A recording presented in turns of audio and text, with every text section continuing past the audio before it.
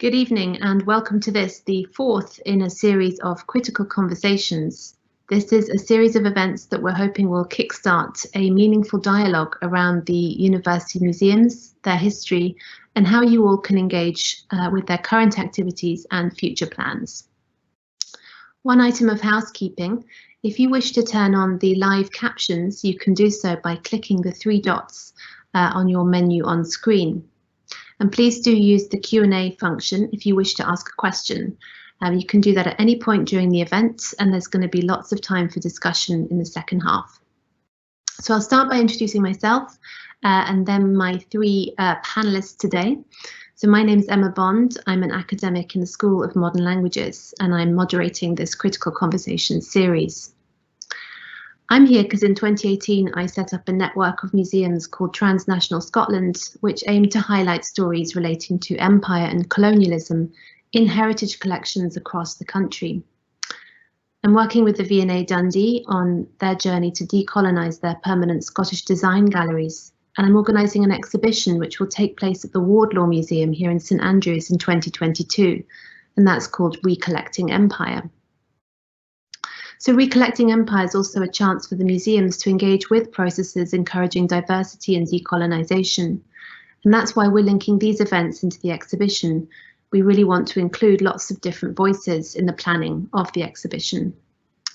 So this evening, we're really lucky to have with us here Matt Sheard, who is the Learning and Access Curator of the University Museums, Sahil Bhagat, who's an undergraduate student of Modern History and IR, and we've got two representatives of the SPENCE project, which is a student research project investigating ties between St Andrews and slavery. These are Manhattan Murphy-Brown and Luke Simboli. So I'll briefly talk you through the structure of the event. We'll start with brief presentations from each of our panelists, in which they're going to share their own interests in the questions that are underpinning this series. And we're thinking about whose voices are present in museum collections and whose voices are missing, what stories aren't told, and what kind of uncomfortable histories remain hidden, and how can museums move forward. In particular, each of our panelists tonight will be responding to an object from the museum collections. There should be a link to the object in the File tab. This is a memorial window dedicated to Thomas Chalmers. So we'll start with Matt first. Thank you, Matt. Hello, good evening. Thomas Chalmers was a bit of a colourful character. He was a student at the university in the late 1700s, and he returned as Professor of Moral Philosophy here in 1823 for a few years. But he's most famous as a minister and for being one of, if not the leading figure in the disruption of the Church of Scotland in 1843, which was when about a third of the ministers in the Church of Scotland walked out to form the Free Church of Scotland. And some historians have said this was the biggest event in the Scottish Church since the Reformation, and it was all about the secular courts imposing the landowner's choice of minister on a congregation and overturning the congregation's own choice. Although Chalmers and his friends saw it as something a bit deeper, they saw it as the secular courts overreaching into God's kingdom. And then shortly after the church was founded, the Free Church was founded, they accepted £3,000 from churches in the US that were frequented by slave owners. And the abolitionist Frederick Douglass, who himself had been enslaved, argued that the Free Church was benefiting from slavery and that they should send the money back. Now, the Free Church refused and made some somewhat convoluted arguments to justify that position. And Chalmers himself, before this in 1826, while he was Professor of Moral Philosophy at St Andrews, had written a tract arguing in favour of abolition of slavery.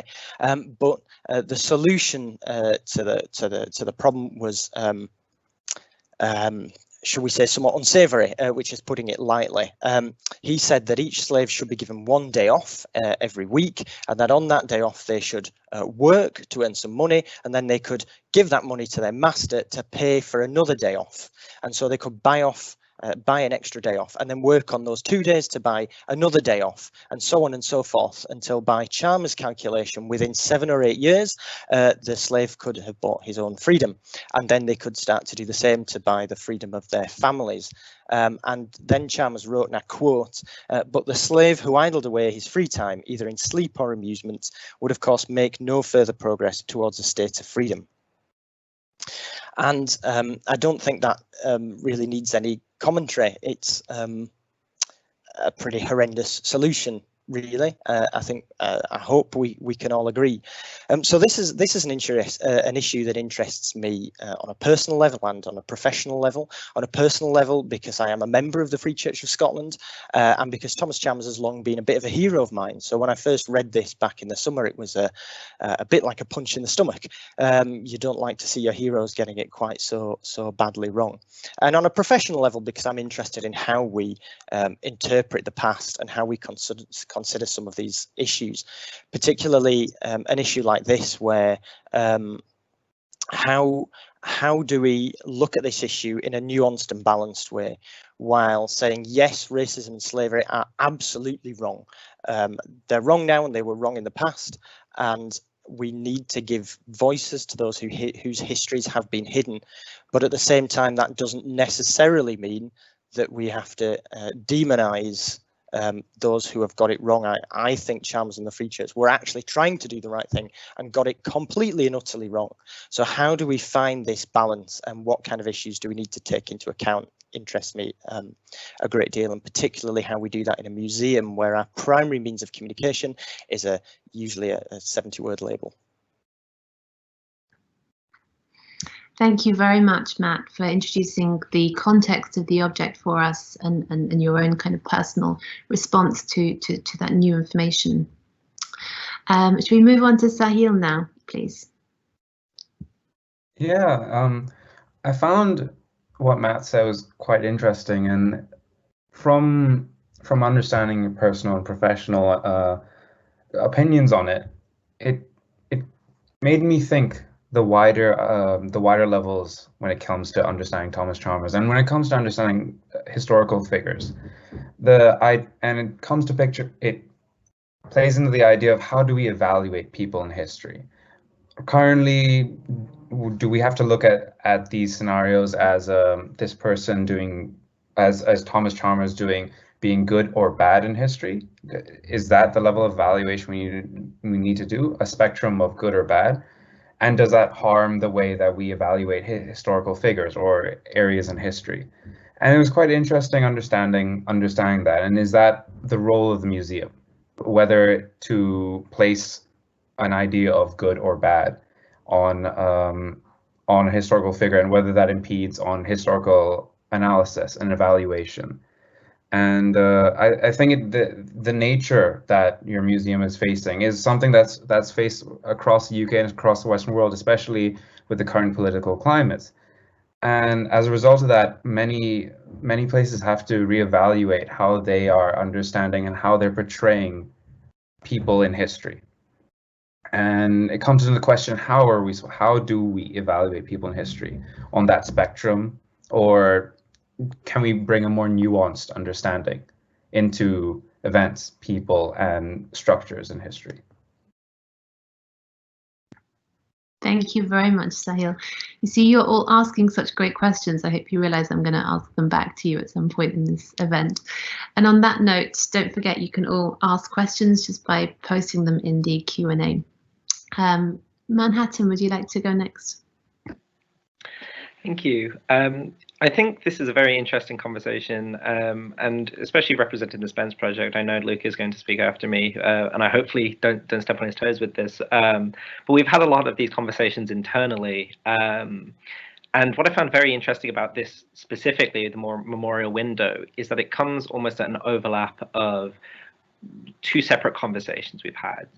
At SPENCE, we've had really a lot of conversations about the role of statues specifically, and specifically statues of not necessarily only slave owners, but specifically slave owners quite a lot, and people with potentially troubled histories who were brought into the limelight as heroes and figures. And what are the roles of these statues in today's society? A common sort of solution to this idea of if you have a statue of a slave owner is if you just put it in a museum, then suddenly it almost loses its meaning, or it becomes a historical artifact. But I speaking to people from museums such as yourself, I think you find that simply just getting something and putting it in a museum isn't, there's a lot much more to it. There's, you know, captioning, there's around it, there's the exhibitions, the expense of it, all these kind of things. So it might not necessarily be just the case to do it. Now, in this case, we have something which is a memorial window, so it's not necessarily in the same way of an item built for in the shape of someone, but it was dedicated to this person, to this Thomas Chalmers, and someone who we cannot have a concrete, well, with anyone really, a concrete good or bad with, but it exists not only in the modern sense of how we look at it now, and we can appreciate the beauty of the window itself. I'm personally a massive fan of stained glass. I think it's beautiful, but also in the historical sense of why it was made at the time. I think that, as we've discussed already, the reason why this window was commissioned or dedicated wasn't necessarily due to Thomas Chalmers's work specifically on slavery, but that does need to be brought into the conversation, especially as more information comes to light. And I think really the conversation surrounding it and the role of museums as whether they are something to appreciate an object in the modern sense, in looking at it and saying, well, what do I think of this historical artifact now? You know, looking at its purely aesthetic value or the historical value, whether that be, you know, learning about something as a teaching tool, as an educational tool, or even something to inform current decisions, as we can have by bringing in points on slavery and that kind of point. So I think it's very fascinating, and it's definitely not something, it's unique in the sense of I haven't looked at something with all of these conversations happening at the same time. So yeah, I think that's me.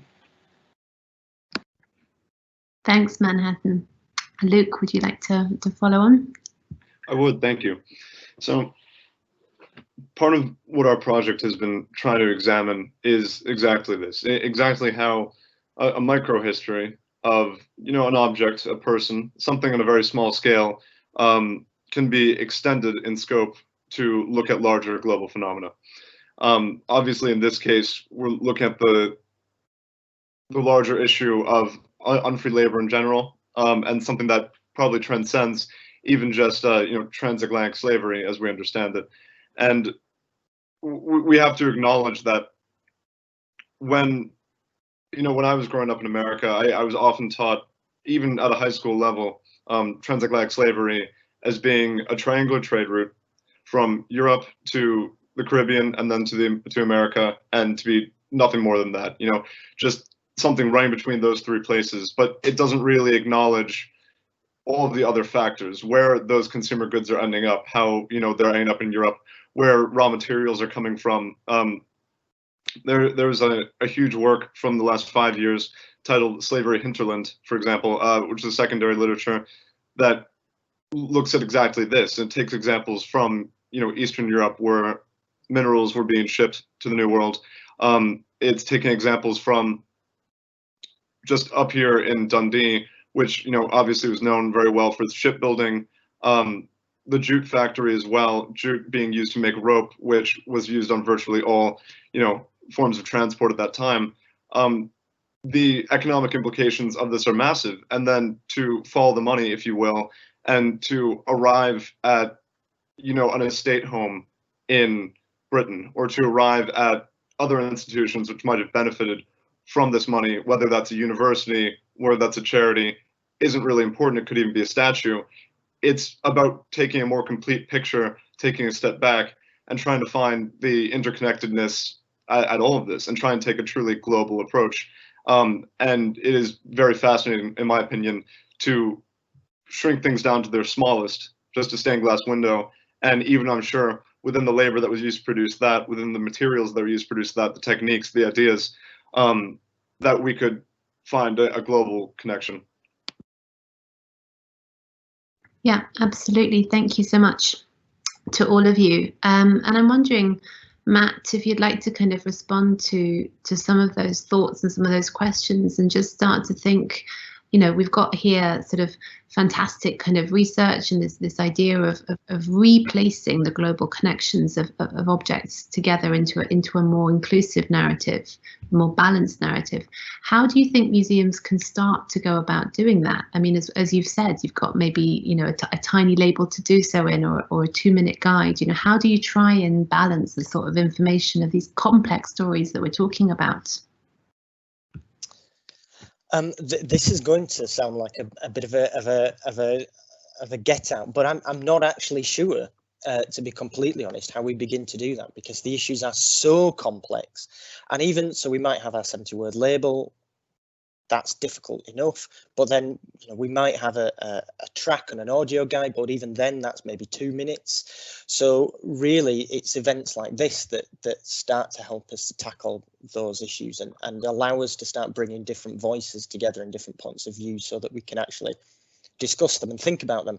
The problem that then, however, is that most of our visitors won't come to an event like this. They'll see that label on the wall, and I honestly don't know at the moment how we begin to tackle it in that particular context. And I'm hoping that this series of conversations will help us to do that. I am interested in what Sahil said, which is the role of the museum to help people evaluate characters in history and judge them on whether they're good and they're bad. I'm not entirely sure that it is, but I think what it is there for is to help people learn from the past. So Thomas Chalmers is writing this tract arguing in favour of abolition, but then offers this horrendous solution to it. So why has he been trying to do something good and got it so badly wrong?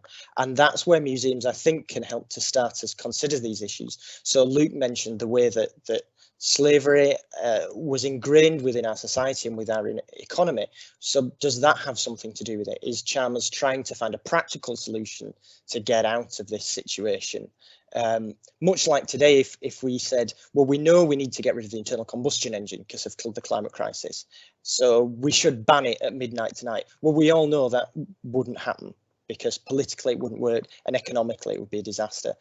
I imagine there's something similar going on with slavery. Now, that is not to justify at all slavery for the sake of the economy, but it is to try and understand that once you're in that situation, there is a great difficulty in getting out of it. And I think Chalmers is trying to find a solution. Now, he's got the solution completely and utterly wrong. There's a complete lack of compassion, and there's a certain amount of hypocrisy. But does the situation, the context in which he finds himself, help him make that mistake? And so then, does our situation, does our context mean that we make mistakes when we look back at these issues, or in issues of racism and slavery and the way that our own culture and economy and the way we live limits how we see things ourselves? Thank you. I mean, Sahil, I don't know whether you want to come in on that as a historian, you know, and try and unpick for us what that means, what Matt's sort of saying, what that means for us in terms of, you know, should we be trying to understand these things through objects? Should we, how can we try and understand them in different ways? And what have you learned through the way that information is presented to you from your historical studies? How does that how does that evaluative process work? And can we learn from the kind of teaching or the sort of learning that you've had that would, you know, allow us to think differently about these objects? All right. I feel that with museums and stuff, it's not exactly, of course, not the role of them to introduce an idea of evaluation, but the role to provide the resources and the context and the voices necessary for people to either whether they want to make an evaluation or whether they are viewing purely on the object on its own.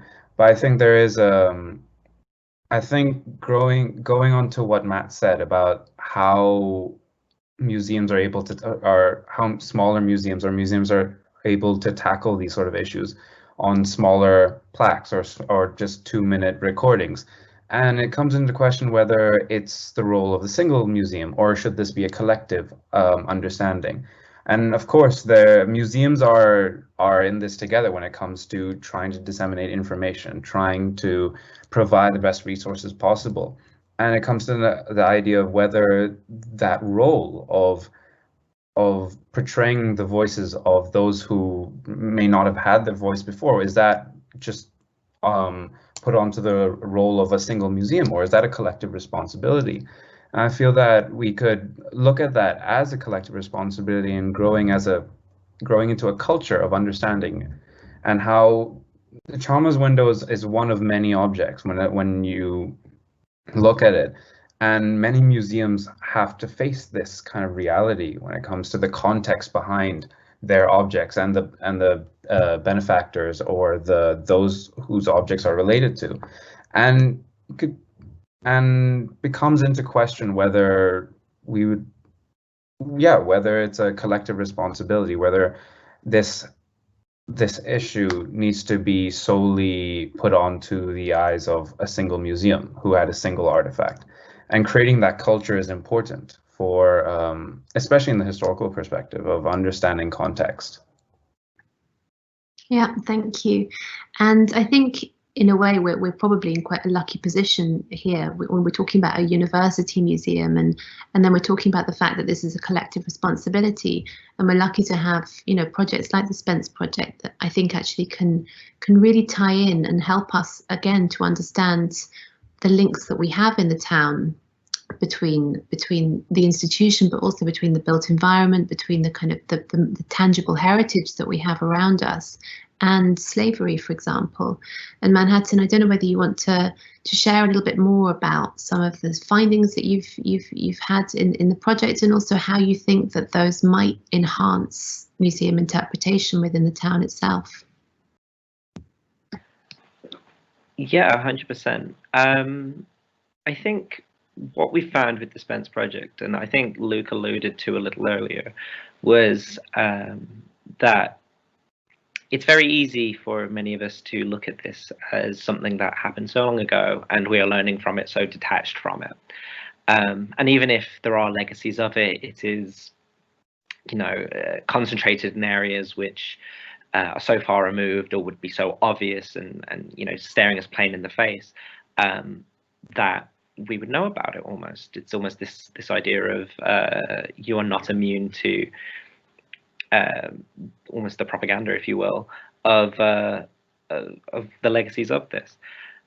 And I think what we found really with the SPENCE project is that these were not necessarily isolated incidents. I know Matt said it earlier in the ideas of, despite the fact that we might have these troubled legacies coming from things such as the window, the memorial window, sorry, should I say, it's more the fact that we now know that it wasn't just isolated people. It wasn't necessarily just this one or two that were, you know, almost pulling the strings of slavery, and it was not isolated.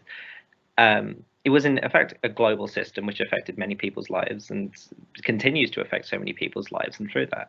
And I think having these conversations, specifically spurring from the window, almost gives the window a new value, in a sense, in, you know, providing context and providing historical knowledge and of the times that happened. And specifically regarding the conversations we're having right now, SPENCE has come across quite a few things which have come across as objects which have been in the public eye for so long, in museums, and there've been almost permanent exhibitions of museums and all these kind of things. That's troubled history has only come through recently. And just because this troubled history has come across recently, it doesn't necessarily detract all the worth and power that this piece may have just because of its troubled past.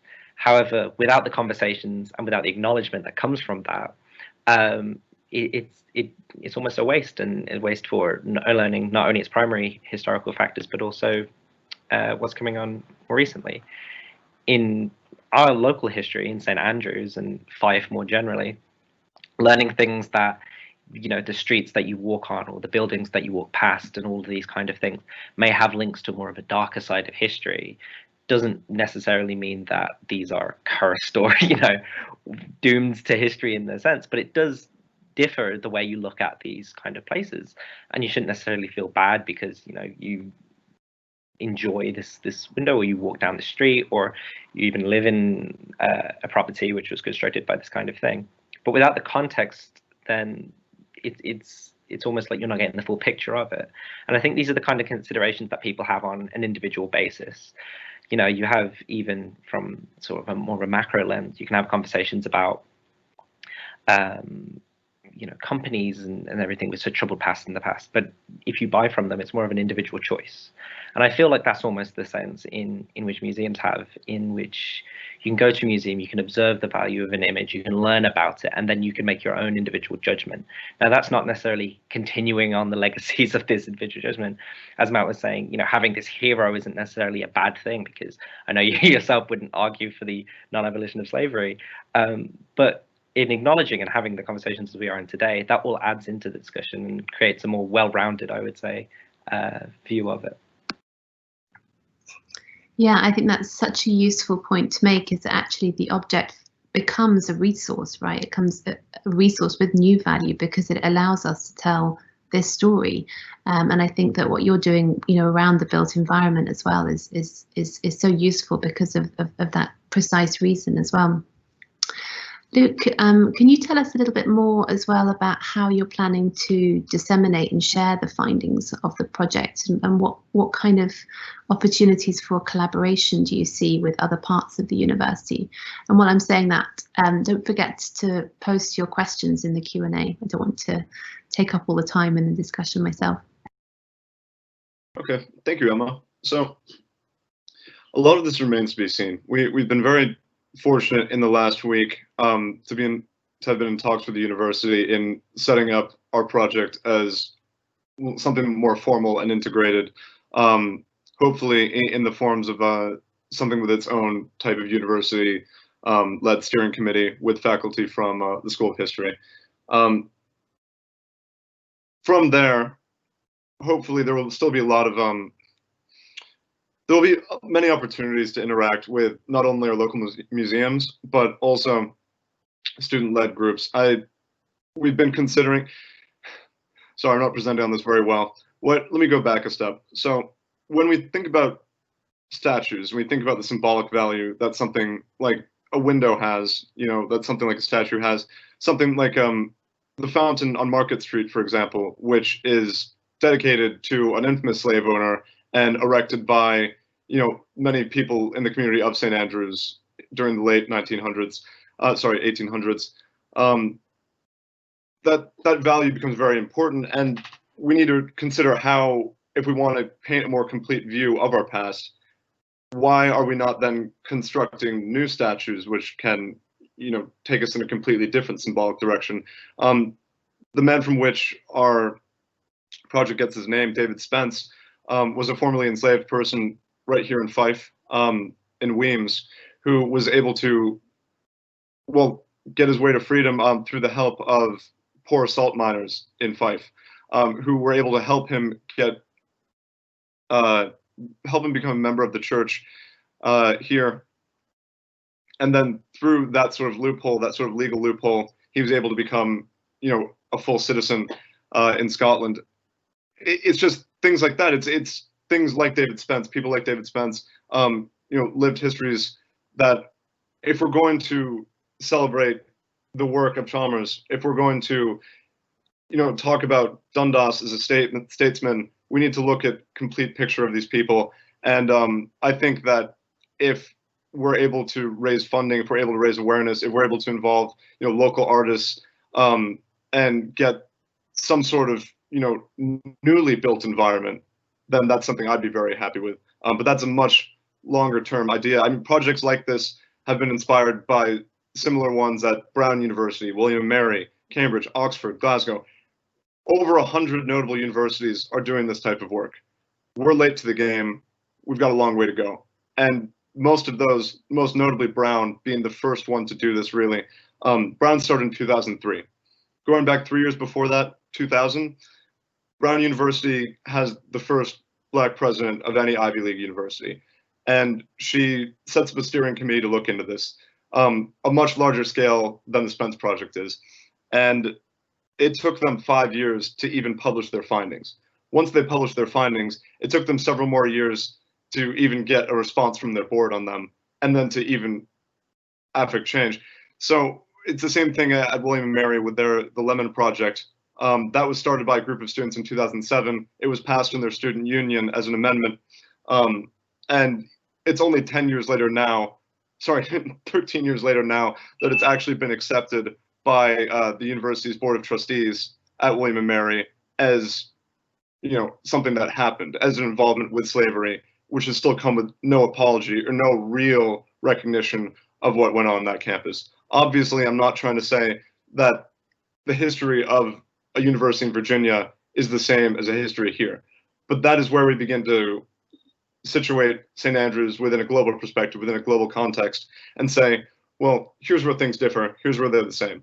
And looking back at Brown, something which shocked me when I was reading about their report was that above their principal's desk was a massive mast of a ship with a steering wheel. And that was a gift that had been there for a couple hundred years, and no one really knew what it was. They just thought it was a great part of Brown history. But what they didn't realize was that that came from a notorious slaving ship, and that no one thought to consider what that piece of what they thought is art as an artifact to actually be. It's very similar to our window, where it was celebrating the trade and the commerce that made Providence such a successful town, but it wasn't considering the full view of that object. I think as soon as we start considering the full view of things like our window, of things like our fountain, and balance those out with, our own celebrations of really the many histories of abolitionism in Scotland, I think that that'll be a success. And trying to engage with our community and getting smaller presentations in the Wardlaw Museum, in our own St. Andrews Library, having, digital ways, lecture series, in the same way that the university is willing to do when they bring in, local leaders, politicians, and other thought leaders. We should be engaging with historical ones too. Yeah, absolutely. Thank you so much, Luke, and thanks also for contextualizing the kind of activity that's gone on in other universities much before us. I was really interested in what you were saying and the kinds of kind of practical methods that you were thinking about, how museums can start also to tell these stories differently, and engaging with contemporary artists and thinking about, making, you were saying, kind of new built environments, right? And not to be negative, but I was really horrified yesterday to learn of the vandalization of part of the Black Lives Matter mural in Dundee by Sakai Makachi. And it's something that really strikes me, that some people aren't ready for that conversation in a sense, and some people are actively resistant to that conversation happening. And Matt, I wondered if you, as this is part of your role, right, is to try and share information and try and make information accessible in a sense. I mean, how do you deal with resistances? How do you try and kind of share these stories in a way that people are going to be open to listening to them? I think a really key part is to try and give an honest and balanced view that doesn't shy away from the horrors and from the negative side of things, but at the same time doesn't demonize a person unnecessarily. So Luke mentioned this kind of idea of looking at the whole person. So with someone like, seeing as we're talking about the Chalmers window, Thomas Chalmers, it's really easy to kind of swing from we've looked at him as a great figure involved in founding the Free Church and doing great work to alleviate poverty in Glasgow and all this kind of thing, to swing then to this other idea of him suddenly being a terrible person because he argued for a pretty horrible solution to slavery. And actually, if we try and take a balanced view, if we try and look at the thing as a rounded thing, and look at the picture as a rounded thing, he did some good things, he did some bad things, like all of us. That kind of nuancing of the conversation, I think, starts to bring people in a little more. As Sahil said, it's not, you don't get some good people and some bad people, right? We can all name bad people: Hitler, Colston, Pol Pot. Much harder to name good people, right? It's very difficult to name people who we'd all agree is good. That understanding, I think, that people are complex and difficult and get things wrong, sometimes very, very badly. without kind of bringing that, what's the word I'm looking for, making it into a kind of clash, but a kind of a much more nuanced discussion, I think, will perhaps start to bring in people who are resistant to it, and maybe some people who are resistant feel that their history is being attacked, rightly or wrongly. Being able to engage them in a bit more of a nuanced discussion, I think, is key to getting rid of that idea of them being attacked and bringing them in, and trying to as well bring out some of the voices, some of the enslaved people to have their first-hand experiences as well coming to the fore, so that they can be heard.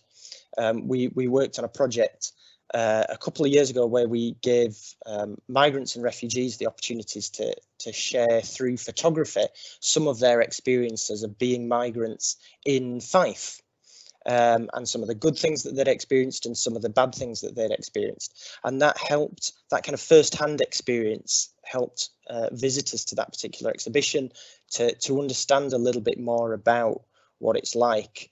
And maybe not to see migration in the same negative way that some of those visitors may have seen it in the first place. So I think museums can do those two things, to try and nuance the debate, and then to try and bring in some of those first-hand experiences, either from people who are around today, or from historic voices as well. Yeah, thank you. I mean, I think what's really interesting is precisely that this doesn't just allow us to tell kind of difficult negative stories, but it actually allows us to bring in figures like Frederick Douglass to tell stories of the strong kind of fight for abolition. And I wondered as well with your project Manhattan and Luke, whether this has allowed you in a sense as well to reclaim some of those more positive stories around sort of Black lives, Black cultures, Black presences in Fife or in the surrounding area, or the presence of kind of abolitionist movements or activists, and if there's anything that kind of again nuances that story and helps people see the true complexity of what we're talking about. Yeah, I mean, during our research, and we've been looking at this now for quite a while, I mean, we've come across some things that have made us, you know, shocked in the levels of things people have said and what has been written from, you know, individuals who in the public light weren't necessarily, you know, canonized as heroes or anything, but were seen as very notable figures. And I think that while very difficult to read, and, you know, having these kind of conversations about it, we've been able to learn from that and be able to, you know, contextualize our own world and even history just a lot better. Without this kind of project and without the interest in these kind of people who were, as Matt was and Sahil was saying, morally grey. There's not some sort of, you know, evil or good, of which there is, you know, once someone's on each pole, it's a scale of that kind of thing. And without these conversations, we wouldn't be in this conversation right now. We wouldn't be able to talk with the university about this kind of thing. And I think within the public consciousness and the specifically, I'm just saying for more recency's sake, the Black Lives Matter movement, and how that has spun from, you know, something that was very much an extrajudicial killing, if you will. And there's been conversations about all these kind of things. It can be just that one negative of which these conversations, and can make a net positive in the modern sense. In a historical sense, I'm almost torn, because there's this idea of morally grey being this sense of we can never truly judge someone, and I think you're right to say that there's not canonically fantastic people, and there's not definitely terrible people at the same time. I do think we need to keep in mind, though, that we can almost not hand wave this kind of thing away as it's a product of the time, or, well, just because everyone was doing it, all this kind of thing. I'm not saying that's necessarily what's going on, but I've seen this quite a lot with discussions with other people, in saying that, you know, this is almost something that you can't pin on someone because it was a product of the time, or they were just part of a system that they couldn't control. I think not only because it negate some of the bad things we were saying, some of the horrible conditions in which slaves were kept and treated, but also some of the good things, as you said, with abolitionism, in saying that was a net good cause, and removal of slavery was definitely something that was a net good cause, and highlighting that, in times of adversity, in still championing that kind of cause. That's something that almost screams even better in that kind of thing. So it's definitely about not necessarily using this as a way of pointing fingers or making totally concrete judgments on people, but more about understanding our own world, and specifically the things around us, in more of a nuanced way.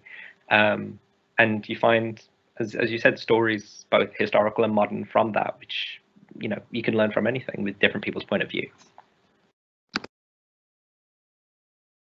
I think we're all very much looking forward to hearing more about the SPENCE project as that information emerges.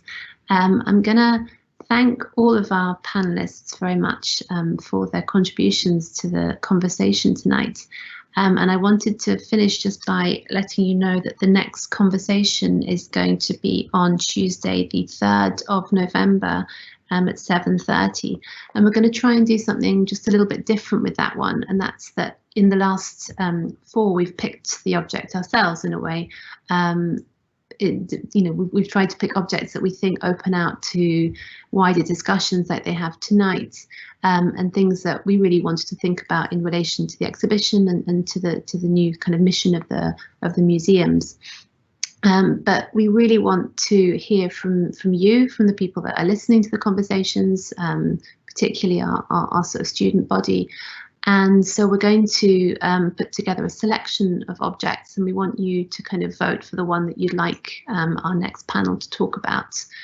So shortly, the objects that you can vote from will be available for you to pick from via the social media channels of the museums. So keep an eye out for them. And we'll look forward to discussing the object that you pick with a new panel on the 3rd of November. So a big thank you again to Matt, to Sahil, to Manhattan, and to Luke. And thank you all very much for joining us this evening. Bye-bye.